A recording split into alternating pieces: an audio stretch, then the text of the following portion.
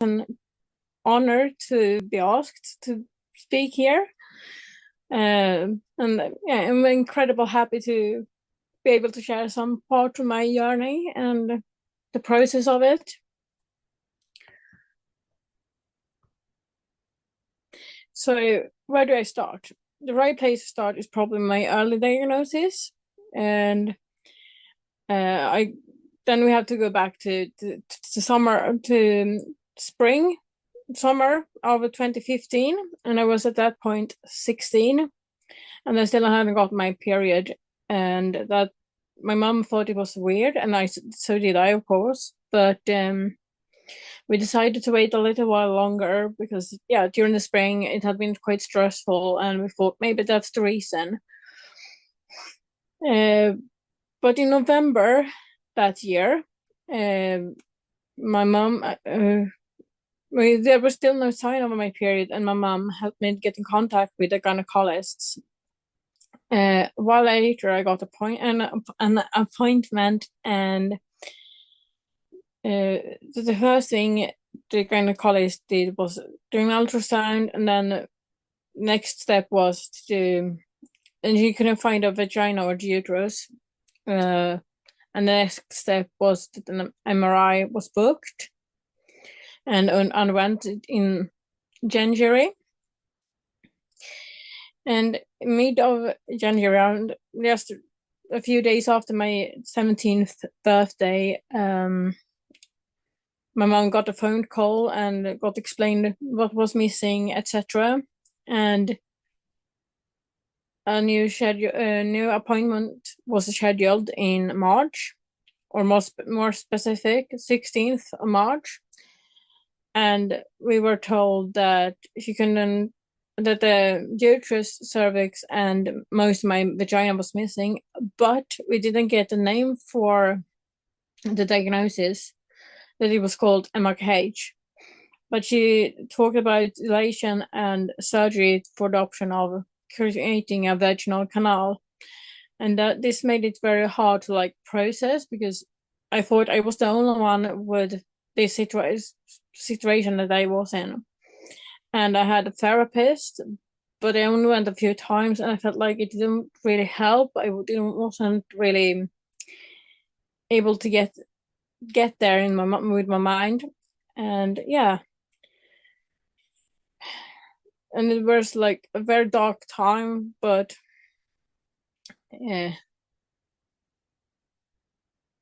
yeah, so it was like a lot of process, and I was struggling a lot at that point.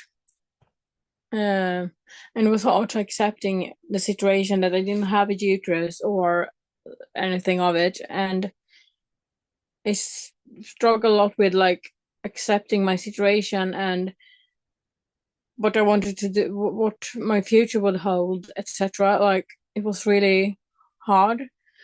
But then a few years ago, I was scrolling on TikTok, and I saw this young woman, and I can't remember who shared her journey with MRKH, and I recognized myself, and I went into my medical journal.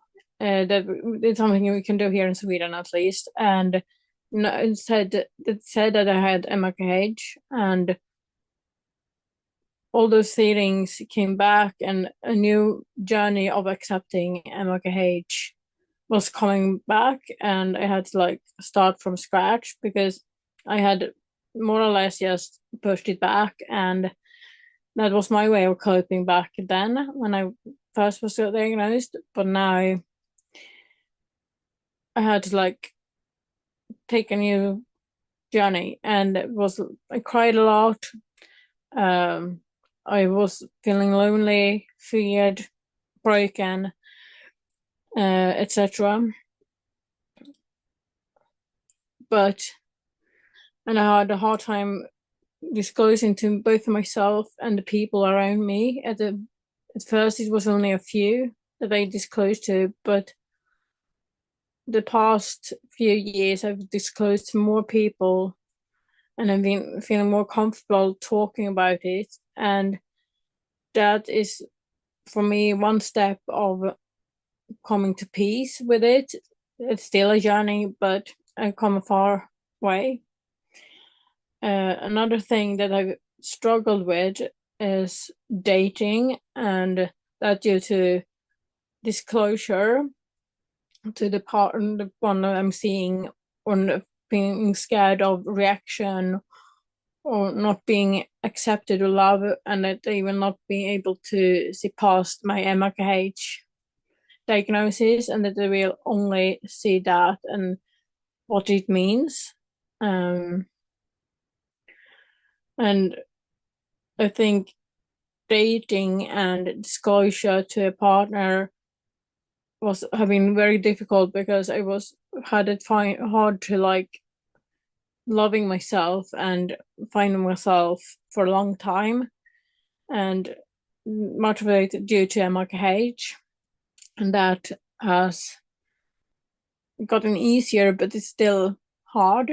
But I'm on my way to peace with loving myself and loving MRKH, and yeah, so it's on my way. And it's been a lot of emotions to tackle, but it's easier. It will never be completely easy, but it will get easier. And then with emotions, I think it's some part experience from living here in Sweden, because we don't have any organizations like MRKH Connect or Beautiful You, etc. We only have this Facebook page, but it's very inactive, so that makes it very hard, like get in contact with others or being able to find someone who can relate and be able to process it, because there's not much to go on. And that, I think, has been one of the parts where it's been difficult to like accept and process and the whole journey with it. And there's not much information about it to find here in Sweden, because when you get diagnosed, they only like give you some information, but not much more. And then they don't like hand out information on paper or anything. And that makes it very hard to like find anything to know you about it. And then they don't really help you. Like they go through that, okay, this is the options. And then a few years ago, I decided to like, okay, I'm going to try to do dilation, and they do it in Gothenburg, but we only like get tools, the dilation tools, and then some information about it, but they don't show us how to do it, which makes it really hard to like know, do I do it correctly? And all those kind of things. And that has been a lot of those things over. And I have talked to others with MRKH here in Sweden, because I managed to get in contact with others throughout the years. And they experience similar things. They don't really go through with dilation or the parts with the surgery, pros and cons. They don't like really help you with anything with it, and yeah, so I know that once I actually brought up beautiful that this is something we need to do, but I'm not sure if they're very into helping and trying to like develop it, but we'll see. Hopefully they will develop for better. And the last thing I want to say is, this is my journey, and this is what have helped me to come where I am today, but it's everyone's journey looks different, and my way of doing it is not maybe correct for somebody else. So you should do what helps you get forward. If it's to talk to someone someone else with MRKH, or if it's to go to a therapist, you do what feels best for you and what helps you with your MRKH journey. Thank you.